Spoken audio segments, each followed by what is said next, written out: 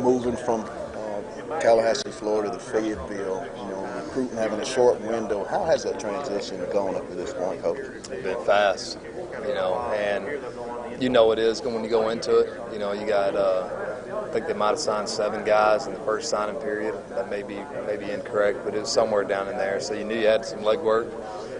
Didn't get in the first staff meeting on January 6th, and Coach Pitt was saying we got to have 2 quarterbacks. So time to go to work. And our staff, offense staff, defensive staff, everybody I think did a great job of ensuring that the relationships that they had were still stable and being able to sign a tremendous class. Talk about those 2 quarterbacks, Felipe Franks, grad transfer, and then the big one yesterday. And we just talked about it. You've been after Malik Hornsby for several years. Talk about those 2 guys and how they're, what each guy will bring to that quarterback room once we get into spring ball and then fall camp. Yeah, Felipe's here, so spring ball we'll be able to have him here. Malik Hornsby will be running track at Thurgood Marshall High School, so he won't. But Felipe, just getting a guy who's done it at a high level is the biggest thing.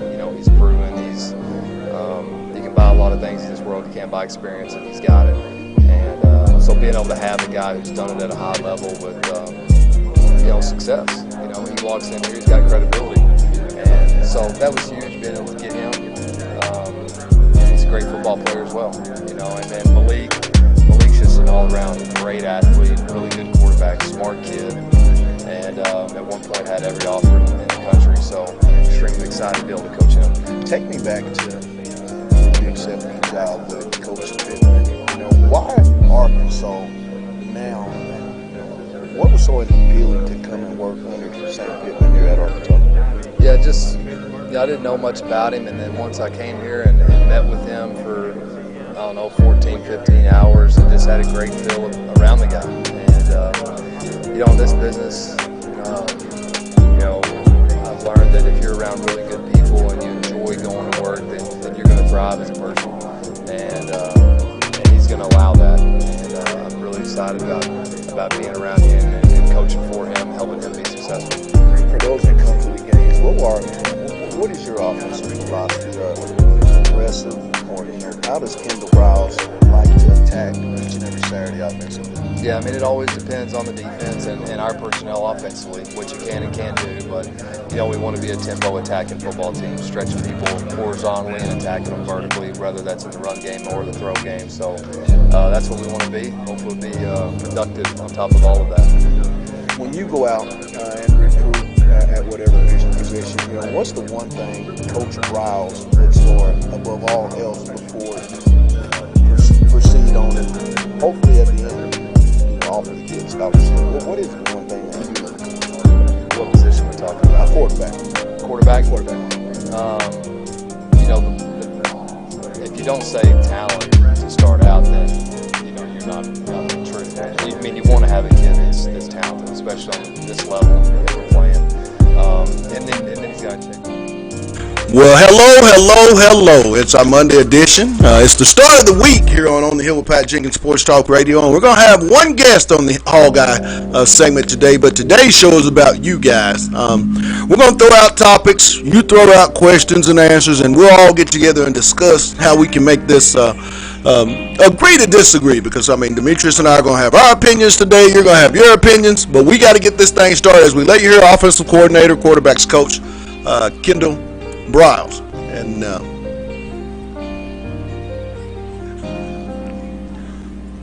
I'm hearing a lot of good things going on in the world. I want to go over. Can I go over to my producer really quick? What's up, my man?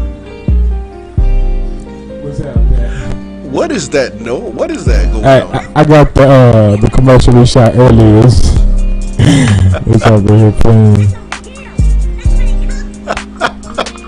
Just a preview. There's a song out called "A Proud Damn State." Demetrius, where did this song come from? Because I think it's one of those songs. I think when people hear this, it could get its own legs and become one of those folk songs that all Razorback fans can latch on to. If you're a proud person from the state of Arkansas. Yeah, it was just something. We were just chilling, vibing in the studio today, and watching some old Sam Pittman stuff, and just had a creative idea.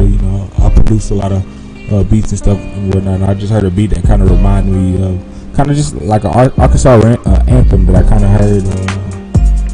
I could hear it playing at a football game and whatnot. We just was in here vibing and came up with some creative ideas and came up with Proud Damn State. So, it's something I'm eager to continue working on.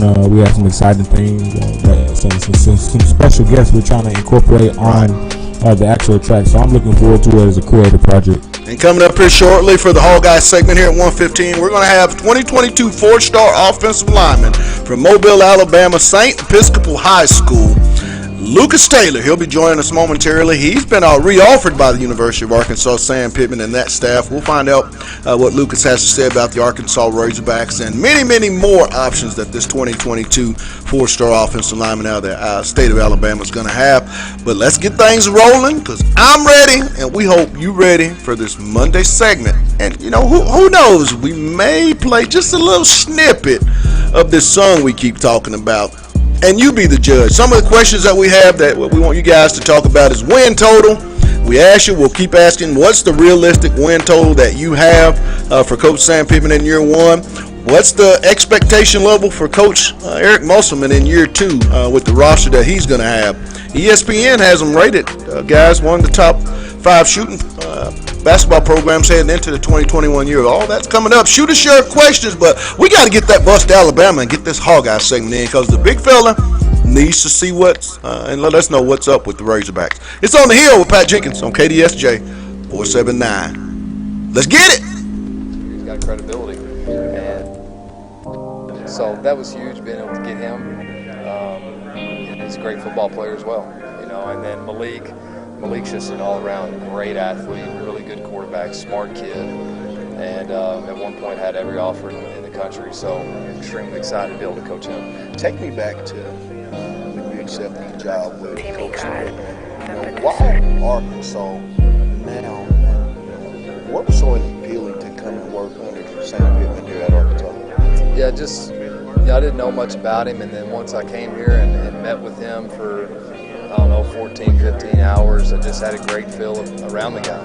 And, in this business, I've learned that if you're around really good people and you enjoy going to work, then you're going to thrive as a person. And he's going to allow that.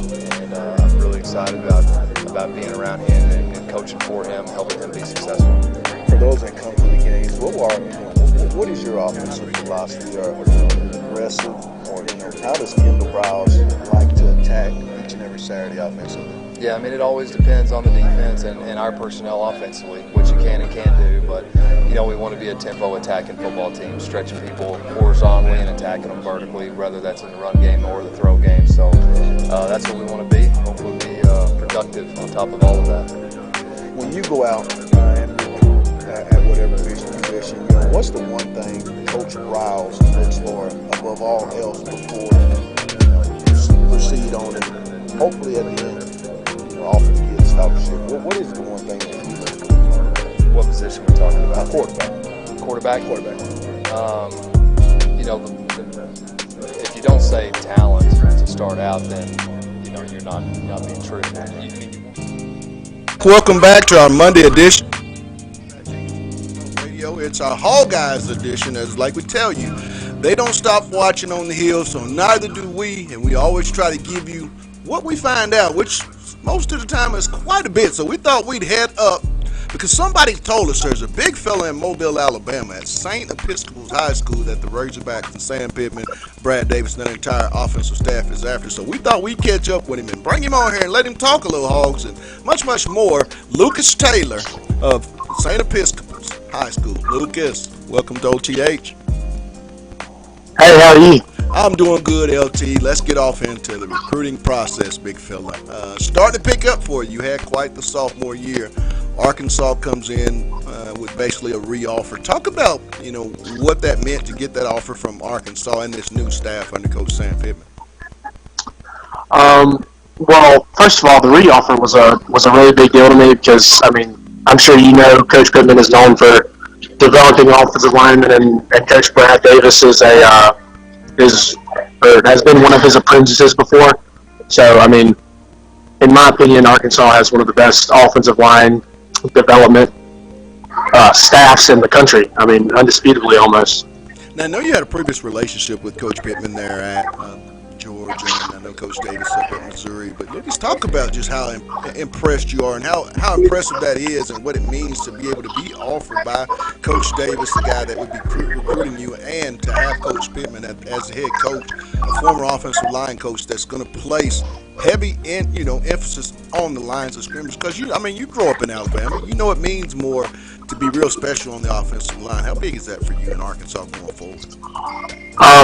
It's huge to me because, to be recruited by Coach Davis and Coach Pittman from two separate schools, and then them to be at one school at the same time, it's really cool. And I know that if I ever was to pick Arkansas, I know that I'd be prioritized as one of the more important positions, and that's pretty exciting to me. What other schools, LT, right now, so early heading into your junior season, are showing you, like they say on social media, the love, so to speak? Probably Auburn, LSU, Penn State, and I hear a lot from Florida, and as well as Arkansas. With that being said, so many opportunities. Is there a preference? Auburn's right there in your backyard, but is there a preference, maybe to stay at home and go to one of those institutions, or still yet it's just a decision that you and the family will make when that time comes? The out of state really doesn't matter to me. I'm just going to go where it feels like my home away from home, and where I have an opportunity to come and play early and get developed into the best offensive lineman I can be.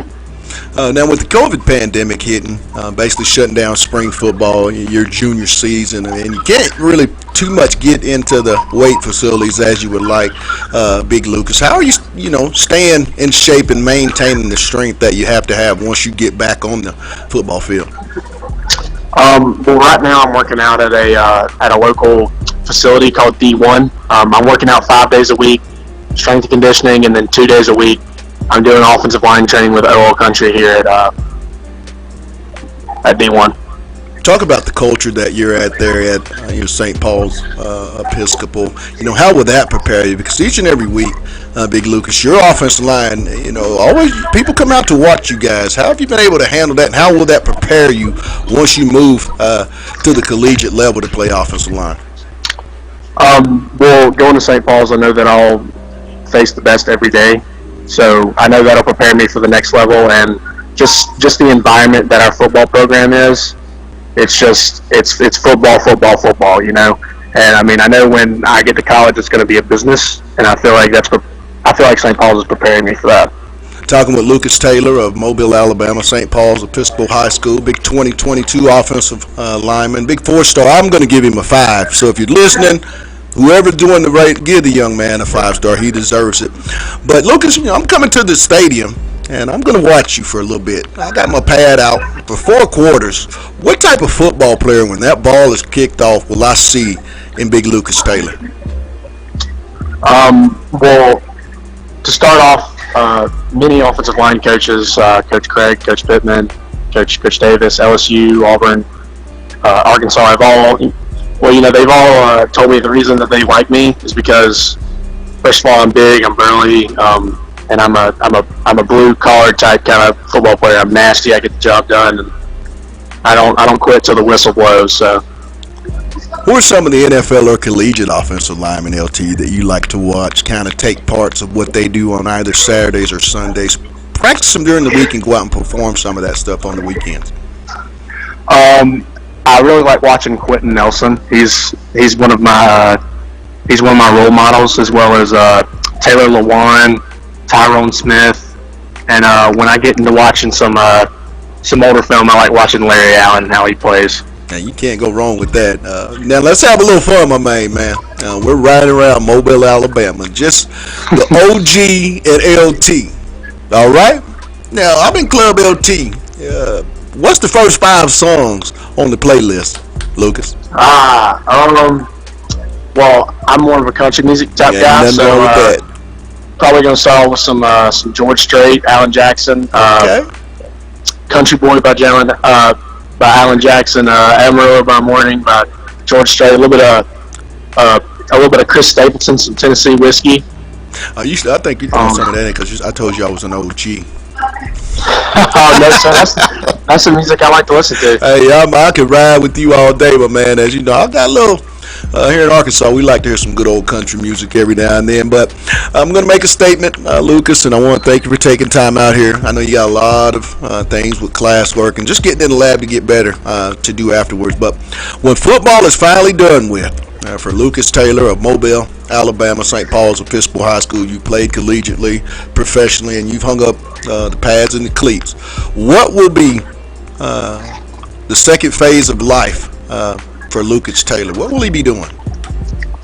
Well, in college, I'm going to go into electrical engineering, and hopefully, after I get done with my football chapter of life, I can go out and do that and work with my dad, because my grandfather did electricity, my father does electricity, and that's kind of what I want to go to when I get older. So. Man, I think Arkansas has an engineer. Oh, I'm sorry, I can't be caught for tampering. Excuse me, I didn't say they had a great one. Don't, I'm not tampering. All right, Big Lucas. Yes, sir. Well, my man, hey, let's not make this the last time that you're on our show. Our show is your show. Our line is your line. So let's how about during the football season, if we can, have a couple LT updates throughout the season. Yes, sir. All right, Big Lucas. Hey, you have a blessed one. Good luck on your junior year, and hey, man, thanks for taking time out here on OTH today. Yes, sir. Thank you. Thank you. That's Big Lucas Taylor, the 4-star offensive lineman out of Mobile, Alabama, SPE High School. What you see, big man? Because what I saw, whew, man, it does mean more when you look at these kids. Man, that's a big boy. I think his measurable said 6'5", 310 as a sophomore. So I mean, that's crazy. That's another testament to Sam Pittman having the ability to go get those SEC ready high school players, and I think, like I said, you're really going to see a big gap in the jump in athleticism at 2022. Because that's the class I keep talking about, that 21-22 class. I'm telling you. Those kids, you're going to see a big jump in the way and direction of the football. I'm telling you, Demetrius, Coach Pittman and this staff, and we have a young man in the studio today that, you know, is kind of making a good point. They could be better than what people anticipate. 14 starters coming back to this year's team. They're an old, young team, I guess, so to speak. You know, with 52 underclassmen they had last year that were sophomores, freshmen, or redshirt freshmen. They're still that old, young team, but I thought there was a lot of talent, and quite honestly, there was a lot of talent that didn't get a chance to play, that should have played, but due to the fact didn't get a chance to get on the football field. I'm just saying. We won't say much, but when you don't play your best, Demetrius, we all know what happens. Yeah, you know, I'm so excited for this. I'm so excited for this upcoming season, just with the talent that I do know on the team. You know, you look at Trey Knox, you look at Traylon Burks returning, you look at Rakeem Boyd deciding to come back, you look at Felipe Franks deciding to join the Razorbacks. When you look at these pieces, not only on offense but on defense as well, you know, it does kind of make you raise your eyebrow as maybe saying Arkansas is really that dark horse team. Right. On the west side, if you really look at it, can really upset some teams and maybe get a couple of wins they're not supposed to get. I think they will beat somebody that they're not probably picked to beat. Maybe 1 or 2 weekends, but the team I think A&M's going to be that team that LSU was if they can get the right quarterback play from Kellen. But, you know, when you have Felipe Franks, who did come in and prior to getting hurt the year before, beat Michigan in the bowl game. They finished 10-3, had similar numbers to Joe Burrow heading into their, after their 4-year junior year, heading into that 5th-year senior year. So, Arkansas got a lot of expectations. I still think realistically 5-6 wins is doable for this football team, but they're going to have to get a big win early in the season at some point to gain confidence, because we already know when Arkansas can get an early win, if you've grown up in the state and followed the Razorbacks, they get an early season win and the confidence just starts to build, and then things start to happen. I think you got to be lucky more so than you can be good. I think in football, that's what it requires. And what I mean by luck, Demetrius, is being healthy and being able to get through and have enough depth at certain positions at running back, quarterback, and in particular offensive and defensive line. I think that's where it's the most important, those 4 spots. But we're going to step away, get us a real quick break, and then shoot us. What's your win total expectations for the basketball Hogs under Coach Musselman in year 2? And if you're a Lady Razorback fan, neighbors, what do you think about those women?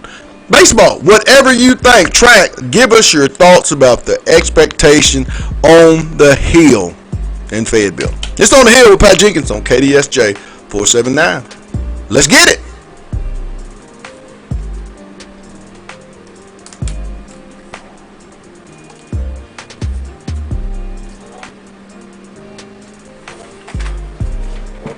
Appreciate it, man. Thank you. Talk about the transition of moving from Tallahassee, Florida. For him, helping him be successful. For those that come to the games, what is your offensive philosophy? Is it aggressive, or how does Kendall Browse like to attack each and every Saturday offensively? Yeah, it always depends on the defense and our personnel offensively, what you can and can't do. But we want to be a tempo attacking football team, stretching people horizontally and attacking them vertically, whether that's in the run game or the throw game. So that's what we want to be. Hopefully, we'll be productive on top of all of that. When you go out and recruit at whatever position, what's the one thing Coach Browse looks for above all else before you proceed on and hopefully at the end, offer the kid a scholarship? What is the one thing that you look for? What position are we talking about? Quarterback. Quarterback? Quarterback. If you don't say talent to start out, then you're not being truthful. You want to have a kid that's talented, especially on this level that we're playing. And then he's got to check all the other boxes, and you're going to do that not always through him, but through coaches, counselors, track coaches. You check with all the different people that touch him on a daily basis, and you ask questions. How do you like him? And you figure out what kind of person he is, and then does he work? And you can take a kid for what he says, or you can see it, and you got to be able to go watch them, see how they work, see how they interact, and then from the quarterback position, you got to be able to see them throw. What their arm strength is like, what their accuracy is like, how quickly can they get rid of the ball. All of those things go into account, and then a guy that wins. The quarterback position, you want a guy that wins, a guy that can lead your team to victories, and they have to do it sloppy. But if you get a guy that is a winner, he usually wins. When you've had a chance to look at the talent offensively, welcome back to our Monday edition of OTH here on KDSJ 479. And real quick, we're going to give a shout out to the sponsors that make this possible. Lindsay and Associates, with an office location in Fayetteville, an office location also too in Rogers. Locomotion, located just below the Northwest Arkansas Mall. Corey Beck's Custom Painting. And lastly, our new one, the one I always tell you about, KDK's Chicken down at 989 South Razorback Road. Go see Keith, Kathy. Get some of that love. Like it says on the building, it's not your mama's, but we always tell you it's the best chicken and waffles in the South. Meet us there or beat us there at 989 South Razorback Road, KDK's Chicken. I want to kick it over to my buddy, co-host, the man behind the scenes. We talk more and more, Demetrius, on the basketball side of things, and I want to flip over to Eric Musselman in that program. What is the win total expectation, in your honest opinion, for this basketball team in 2021, and how far do you think this team can go? Is it a Sweet 16, 32, Elite 8? What, would say that, and let's put Isaiah Joe back in the mix.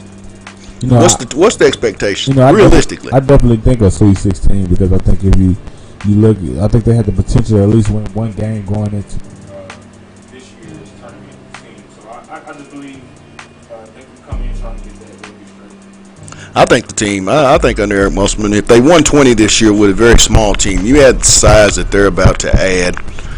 This is going to be a much bigger team, more athletic. I'm not going to really. I think the basketball IQ, but I agree with most national media. The ability to shoot the ball from beyond the arc and that mid-range game. I think those two additions with the players that they're bringing in, like Moses, Jalen, Vic, those type of guys.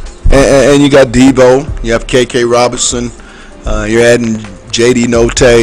Connor Vanover, so you're adding a lot of guys, and I'm telling you, people are going to be shocked, Demetrius, with the way Vanover at 7'3" shoots the three ball and his passing ability. I think that's going to be something that really jumps out. But the biggest thing, and we said this during the season, having Vanover at that size will stretch and space the floor. So now it's actually pace and space. It's the way Coach Musselman and that staff, want to play the style of basketball that they brought to Fayetteville, or were planning to bring to Fayetteville. And then with Jalen Williams, Big Jackson. I mean, you're talking about some big bodies, don't you? I mean, that changes the complexion because they were small this year.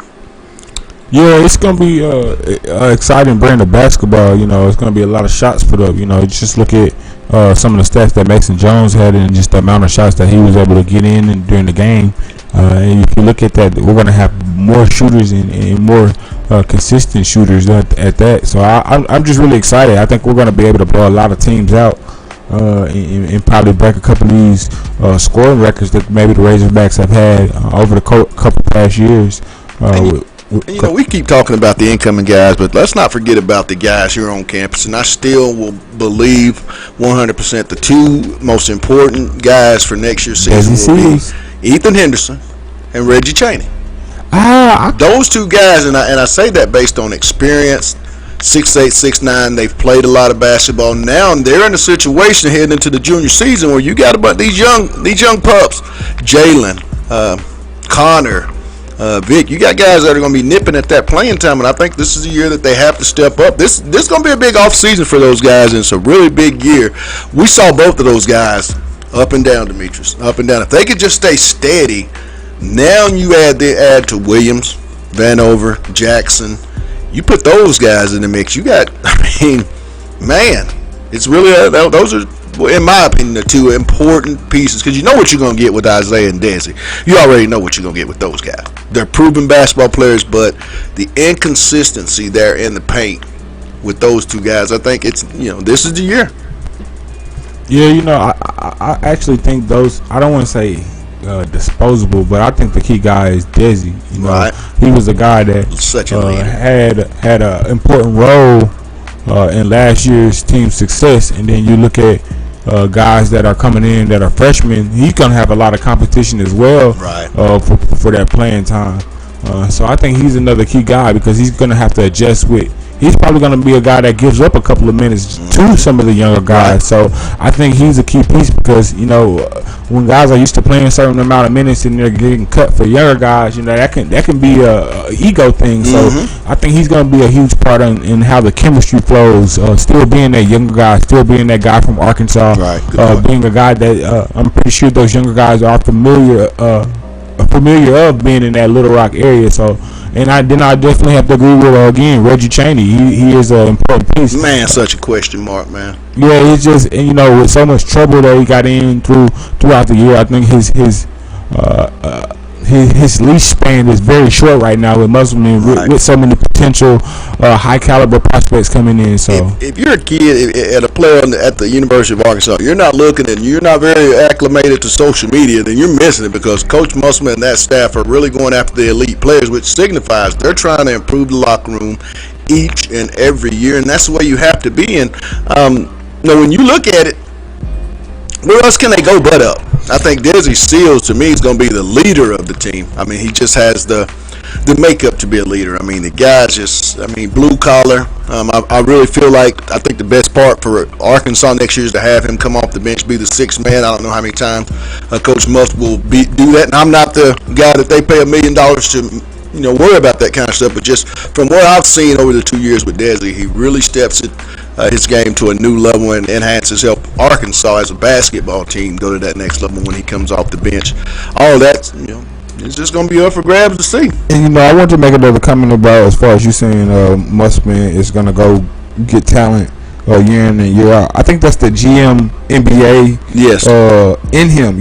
When you look at the end of the NBA season, they're already looking on who's being traded, who's coming off, who's coming into the league. And Musselman takes that same approach with this being a college team. He's really looking to make his team better year in and year out, even if that means kind of interchanging some pieces or taking some scholarships for some guys. Right. I think he has that mentality that I'm here to win and I'm going to do whatever it takes for me to get the best out of these guys, and if you're not giving me that best, well, then there's another high rate recruit that wants to come to the University of Arkansas and play here. So especially when they start winning in these tournaments, I think Arkansas is going to be like a Kentucky. I think they have that same type of value, and not only value, that history within the SEC of being a winning program. Well, and we want to make a note real quick. Arkansas, unfortunately for Coach Mike Neighbors and that program, 2021 big time forward out of Bentonville High School, Miriam Dowda, the 6'5" sensation, had decided yesterday to publicly commit and go to the Baylor Bears. For Kim Mulkey and that staff. But hey, hats off to Satia Messer, in-state former Razorback, did a great job recruiting that young lady. And just even when they don't go to Arkansas, to leave the state and still have some success, like those ladies have been. Kristen Williams comes to mind. Jordan Danbury, and now I really feel like Dowda will do the same thing and represent the area. More coaches are going to come to this state and recruit, just enhancing the programs for all high school girls and making high school basketball really important. But that's going to do it for our show today. In our shortened version, we'll be back tomorrow with a whole bunch. I'm telling you, we getting ready to crank up the Hall, guys, and you don't want to miss this week. I'm just telling you, we got lots going on. Special guests, I'm telling you. It's going to be lit. Ain't that what they say, D? It's going to be lit. Well, we want to give a thank you to our Hall Guys guest for the day, the 4-star offensive tackle, Lucas Taylor out of Mobile, Alabama, St. Paul's Episcopal High School. He came on and gave us a lot of interesting information with the University of Arkansas and all those big-time programs. That guy has a lot of offers, but he also has a lot of talent to back up those offers. We want to thank Lucas for coming on. Secondly, we want to give a shout out to all of our sponsors. That being said, Lindsay and Associates with an office location in Fayetteville, an office location also too in Rogers. Locomotion is located just below the Northwest Arkansas Mall in Fayetteville. Corey Beck's Custom Painting, and lastly, KDK's Chicken. They're down at 989 South Razorback Road. Go see Keith, Kathy, get some of that love, and like it says on their building, it's not your mama's, but we added this. It's the best chicken and waffles in the South. Meet us there or beat us there. That's KDK's Chicken down at 989 South Razorback Road. From our producer Demetrius and ourselves, keep listening, keep viewing, keep commenting. We're taking it all, baby. Hey, and like I said, be aware, there's a new song out. What's that song? It's not out yet. That's right. It's not out yet. Just little snippets. It's not out yet. So what you hear, that's the rough draft. That's what I'll say. But that's going to do it for us. We'll be back tomorrow. It's on the Hill with Pat Jenkins on KDSJ 479. Y'all have a blessed one, and let's get it.